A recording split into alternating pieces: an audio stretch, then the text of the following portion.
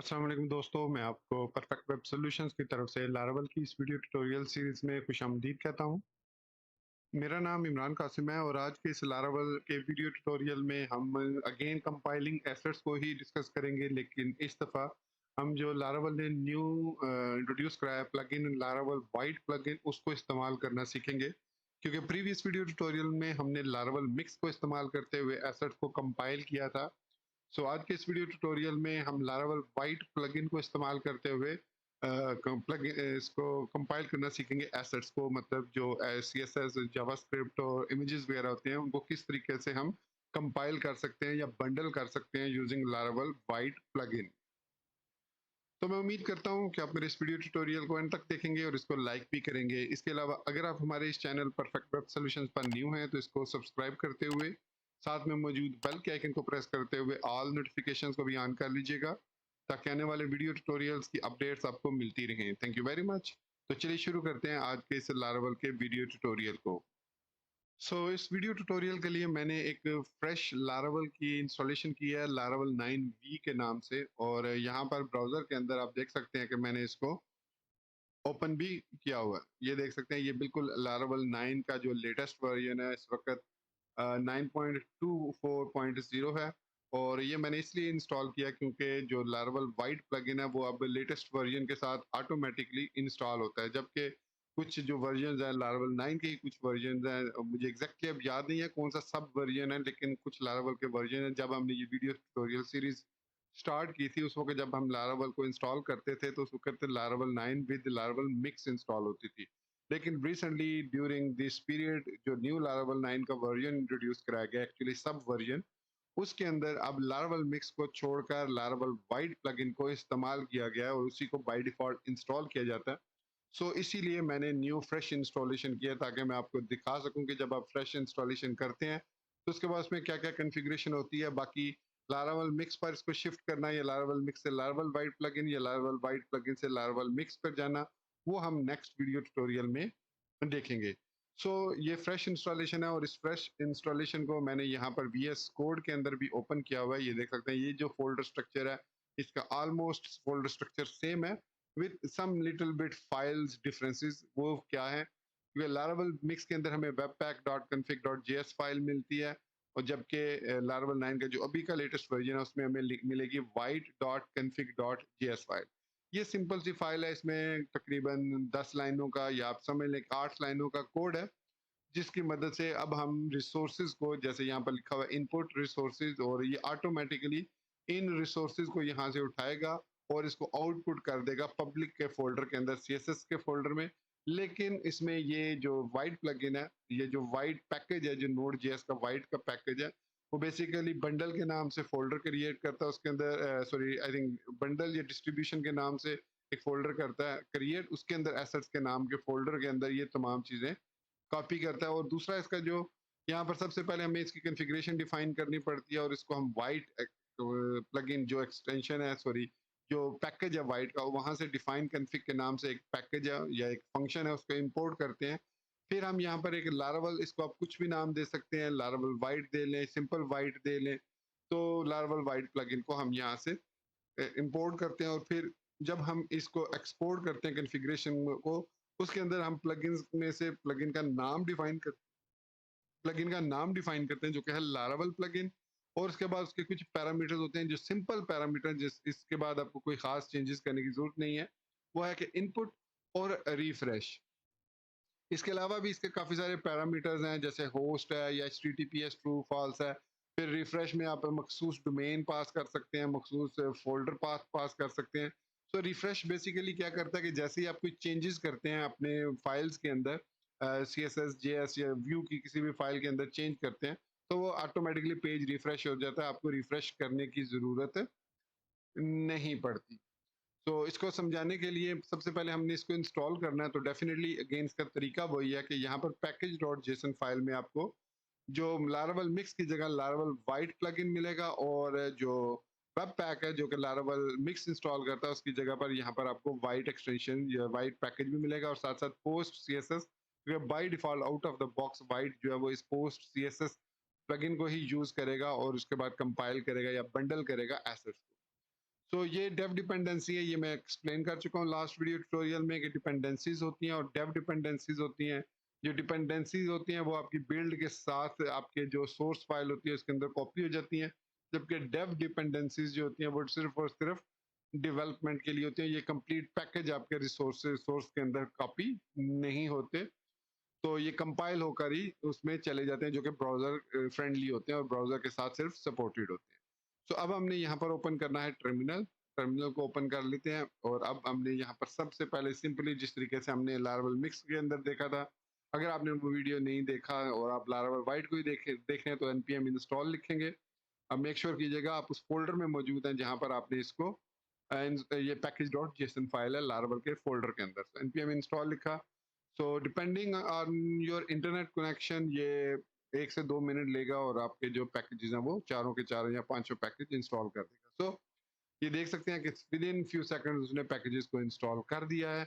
अब यहाँ पर ये जो दो कमांड्स है, सिर्फ दो कमांड्स हैं, इनको हमने रन करना है। पहले हम npm run dev करेंगे, तो ये एक डेवलपमेंट एनवायरनमेंट हमें क्रिएट करके दे देगा। यहाँ पर आप देख सकते हैं कि हमें दो रूट्स मिले हैं, एक HTTP लोकल होस्ट 5173 जो कि वाइट ने हमें जनरेट करके दिया है, जो वाइट एक्सटेंशन है, और दूसरा हमारा है HTTP लोकल होस्ट। अब ये जो ऐप URL है, ये चूंकि हमारी लोकल होस्ट की URL नहीं है बल्कि ये डिफरेंट URL है, हम लारागोन को यूज कर रहे हैं और लारागोन वर्चुअल डोमेन क्रिएट करके देता है। तो इसके लिए हम यहाँ पर इसको ब्रेक करेंगे दोबारा से और आएंगे .env फाइल में, और यहाँ पर जहाँ पर लिखा हुआ है लोकल होस्ट, यहाँ पर लिखेंगे laravel 9v.test, इसको सेव करेंगे। अब मैं जब इसको दोबारा रन करूंगा तो आप देखेंगे कि अब जो दूसरा इसका ऐप URL है वो हमारे पास laravel 9v.test के नाम से आ चुका है। सो डेव एनवायरनमेंट इसका रन हो चुका है और अब हम वापस ब्राउजर में आते हैं। सो ब्राउजर के अंदर इसको अगर मैं रीलोड करता हूं तो आपको कोई खास चेंजेस नहीं मिलेंगे देखने को, तो लेकिन मैं वापस आता हूं VS कोड में और यहाँ रिसोर्सेज के अंदर व्यूज के अंदर जो welcome.blade.js फाइल है इसके अंदर कुछ स्टाइल इसने ऐड किया हुआ है। ये देखिए, इसको मैं यहाँ से कट कर देता हूँ, कंट्रोल X किया और इसको सेव किया।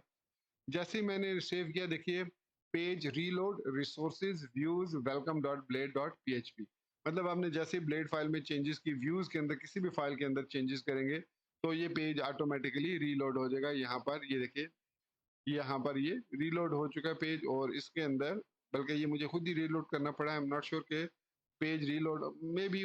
अब यहाँ पर ये स्टाइलिंग सारी इसकी खराब हो चुकी है क्योंकि हमने CSS फाइल को कॉपी कर लिया। अब हम आएंगे CSS के अंदर और app.css में इसको यहाँ पर पेस्ट कर देंगे और इसको सेव कर देंगे अगेन। तो ये अगेन सॉरी, ये स्टाइल टैग इसमें नहीं आएगा, सिर्फ ये स्टाइल टैग नहीं आएगा इसमें। कंट्रोल एस किया तो ये हमारा पेज अब दोबारा रिफ्रेश होगा और उसके बाद वो सारी जो चेंजेस हमने की हैं वो वापस आ जाएंगे। तो यहाँ पर एक इशू है कि अगर हम वीडियो टैग के साथ जब आप डिस्प्ले ब्लॉक यूज करते हैं तो वर्टिकल अलाइन जो है वो काम नहीं करता। तो इसको हम सेव कर देते हैं। सेव करने के बाद अब हमने इसको इंक्लूड करना है अपने टेम्पलेट के अंदर। तो इंक्लूड करने के लिए हम welcome.blade.php में आएंगे और यहीं पर जहां से हमने इसको कॉपी किया यहाँ पर लिंक टैग की सॉरी, इसमें हम लिंक टैग यूज नहीं करेंगे बल्कि इसमें हम @वाइट ब्लेड डायरेक्टिव को यूज करेंगे। सो वाइट हमारे पास एक @वाइट एक डायरेक्टिव है जो कि ब्लेड का डायरेक्टिव है, जो ब्लेड टेम्पलेटिंग इंजन है। और इसके अंदर यहाँ पर आप देख सकते हैं कि खुद बहुत ऑटोमेटिकली गिटहब को पायलट ने हमें सजेस्ट किया है कि CSS के अंदर से app.css फाइल को ये लोड करेगा।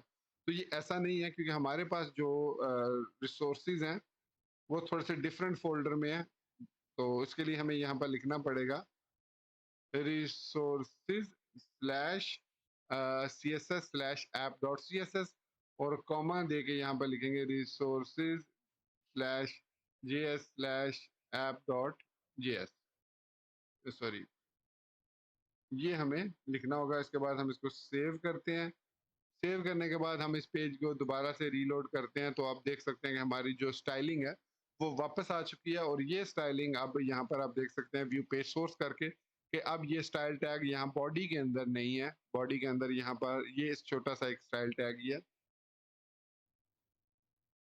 ये वाला, ये जो स्टाइल टैग है।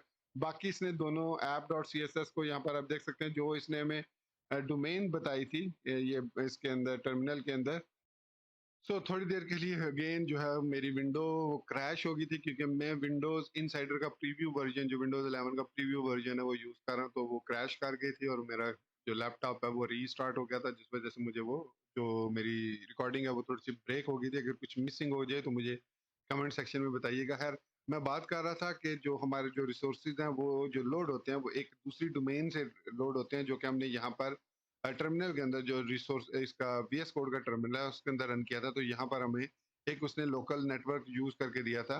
तो उसने यहाँ पर लिखा कि network use dash dash host expose, कि जब आप इसको रन करते हैं लोकल इन्वायरमेंट को तो डैश डैश होस्ट करके आप इसको एक्सपोज कर सकते हैं, ताकि अगर आप किसी एप्लीकेशन बिल्ड कर रहे हैं जो आप मोबाइल पर भी व्यू करना चाह रहे हैं, उसकी रिस्पॉन्सिवनेस भी चेक करना चाह रहे हैं, तो ये एक्सपोज हो जाएगा। लेकिन आपका जो मोबाइल है वो सेम वाईफाई नेटवर्क पर होना चाहिए जिस नेटवर्क पर आपका ये कंप्यूटर है या लैपटॉप है।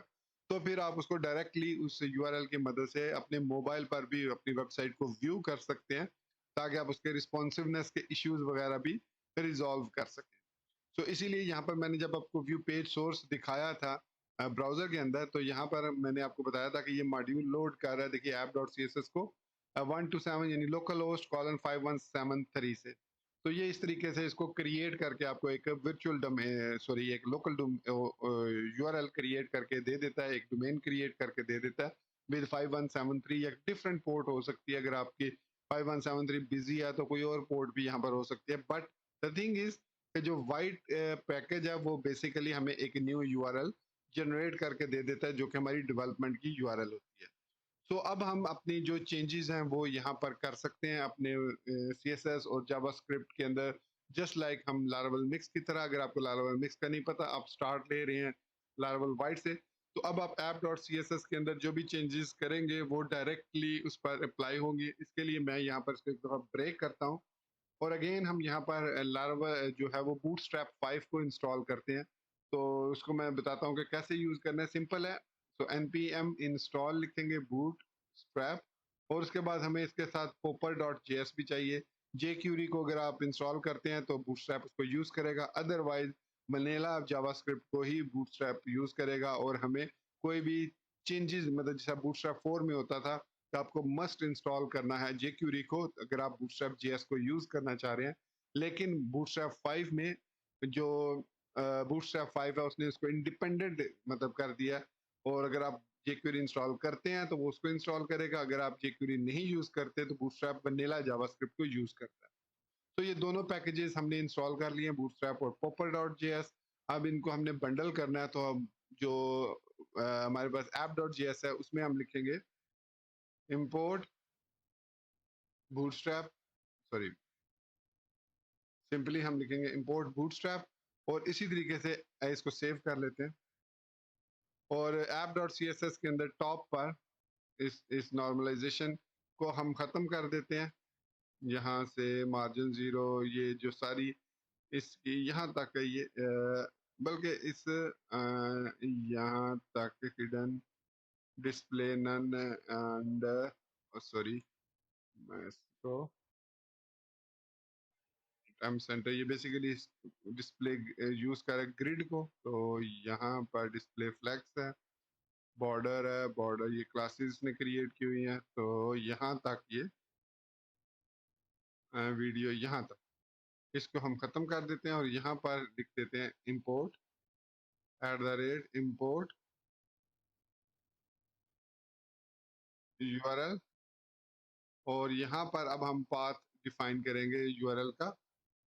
तो हमारे पास अगेन हमें जाना पड़ेगा एक स्टेप बैक, और बल्कि 2 स्टेप बैक जाना पड़ेगा, और यहाँ पर नोड मॉड्यूल के अंदर नोड मॉड्यूल्स, और इस नोड मॉड्यूल्स के अंदर बूटस्ट्रैप, बूटस्ट्रैप के अंदर डिस्ट्रीब्यूशन, डिस्ट्रीब्यूशन के अंदर CSS, CSS के अंदर bootstrap dot main dot CSS।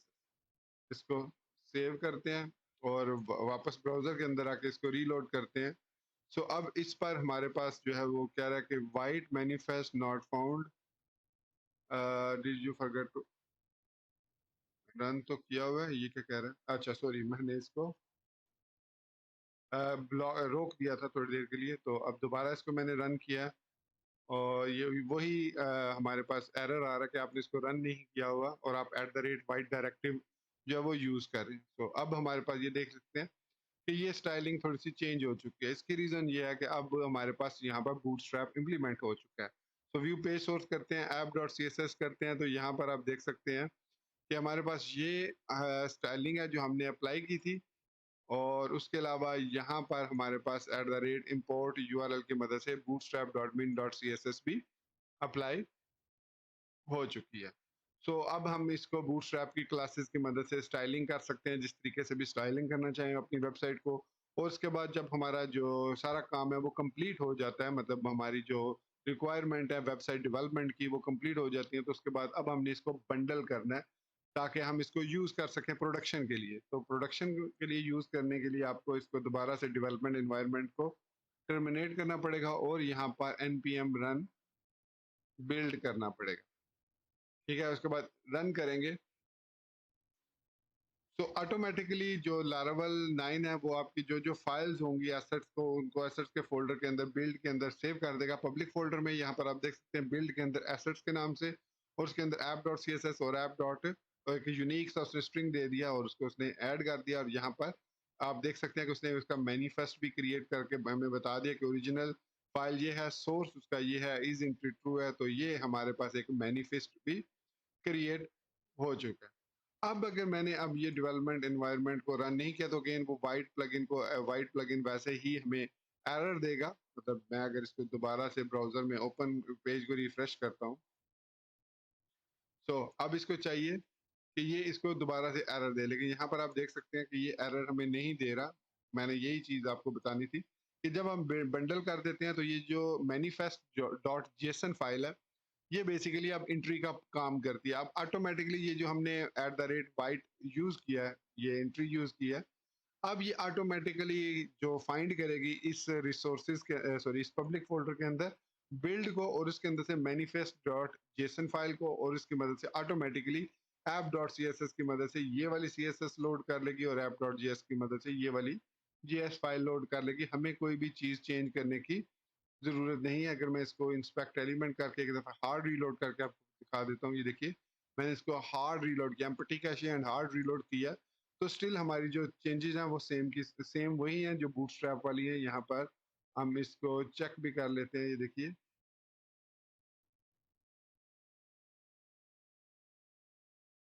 तो यहाँ पर हमारे पास सारी स्टाइलिंग, बल्कि मैं क्या करता हूँ, मैं एक और काम करता हूँ, मैं यहाँ से लारावल को मैं इसको ओपन करता हूँ वीएस कोड को, और इसके अंदर जो हमने सीएसएस को ऐड किया था उसको मैं ख़त्म कर देता हूँ। जो सिर्फ बूटस्ट्रैप वाली सीएसएस है वो रहने देता हूँ।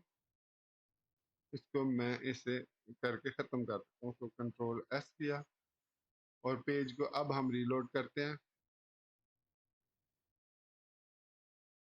हाँ, ओके। सो अब हमने इसको चेंज कर दिया, बट द थिंग इज कि हमें उसको दोबारा से बिल्ड करना पड़ेगा। हमने चेंजेस किए हैं तो npm रन बिल्ड हमें दोबारा से रन करना पड़ेगा, ताकि वो जो रिसोर्सेज के अंदर हमने चेंजेस किया वो वापस इंप्लीमेंट हो जाए पब्लिक फोल्डर के अंदर। ये ध्यान में रखना है आपने।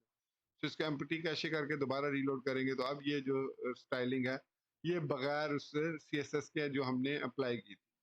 तो अब आप इस पर बूटस्ट्रैप की स्टाइलिंग अप्लाई करना चाहें तो यहाँ पर स्टाइलिंग अप्लाई कर सकते हैं। यहाँ पर आप देख सकते हैं कि ये लोगो है, लोगो पर उसने जो एसवीजीस पर उसने फ्लैक्स लगाई हुई है। तो बूटस्ट्रैप के अंदर भी ये क्लास है। सो जस्टिफाई सेंटर है, पैडिंग टॉप है, एस एम जस्टिफाई स्टार्ट है, एस एम स्मॉल स्क्रीन पर जो पैडिंग है वो पैडिंग टॉप है वो 0 है। तो ये जो स्टाइलिंग है ये एस एम डॉट कॉलन वाली, ये basically Tailwind C S S का वे ऑफ स्टाइलिंग है। तो उसको ये यूज़ करता है, उसको प्रेफर करता है, जैसे मैक्स विड्थ इसकी कितनी हो, मैक्स विड्थ 6x है, 6XL एक्स्ट्रा लार्ज वगैरह वगैरह। सो अब आप इस पर जो बूटस्ट्रैप की क्लासेस हैं वो लगाकर अपनी वेबसाइट को डिजाइन कर सकते हैं। सो इस तरीके से हम डेवलपमेंट एनवायरनमेंट और बिल्ड एनवायरनमेंट को क्रिएट कर सकते हैं। अब हमने सिंपली इस वेबसाइट को डिप्लॉय करना है अपनी डोमेन पर, and we are ready to go. तो दोस्तों ये था हमारा आज का लारावल 9 का वीडियो ट्यूटोरियल, जिसमें हमने लारावल वाइट जो प्लगइन है जो लारावल 9 ने इंट्रोड्यूस कराया है उसको इस्तेमाल करने का तरीका सीखा। इसकी कुछ कॉन्फ़िगरेशन भी है, कुछ सेटिंग्स भी हैं, तो अगर वो आप देखना चाहें तो आप लारावल की डॉक्यूमेंटेशन पर जाकर वो सेटिंग्स देख सकते हैं। और उन सेटिंग्स में अगर कोई सेटिंग आपको कंफ्यूज कर रही हो तो आप मुझे इस वीडियो के कमेंट सेक्शन में पूछ सकते हैं। और साथ साथ मुझे ये भी कमेंट करके बता दीजिएगा कि आने वाले वीडियो ट्यूटोरियल्स में हम लारावल वाइट प्लगइन को लेकर चलें या लारावल मिक्स प्लगइन को, क्योंकि ये बहुत इंपॉर्टेंट है मेरे लिए ये जानना, क्योंकि ये दोनों मैंने लारावल को इंस्टॉल कर लिया, लेकिन मैं इन दोनों में से किसी एक को लेकर चलूंगा। आई विल प्रेफर कि you should go with the latest, क्योंकि नेक्स्ट वीडियो ट्यूटोरियल में मैं आपको बताऊंगा कि लारावल मिक्स को कैसे आप लारावल वाइट में चेंज कर सकते हैं। तो उसके बाद मेरा मेरा ये ख्याल है, पर्सनल व्यू है कि हमें लारावल वाइट प्लगइन को लेकर ही आगे चलना चाहिए। आपकी क्या राय है, मुझे इस वीडियो के कमेंट सेक्शन में जरूर बताइएगा। तो दोस्तों इसी बात के साथ मुझे इजाजत दीजिए, मिलते हैं नेक्स्ट वीडियो ट्यूटोरियल में। टिल देन चैनल को सब्सक्राइब करना, वीडियो को लाइक और शेयर करना और बेल आइकन दबाना और ऑल नोटिफिकेशंस को ऑन करना बिल्कुल मत भूलिएगा। So guys, thank you very much for watching this video tutorial. Take care, good bye and अल्लाह हाफिज।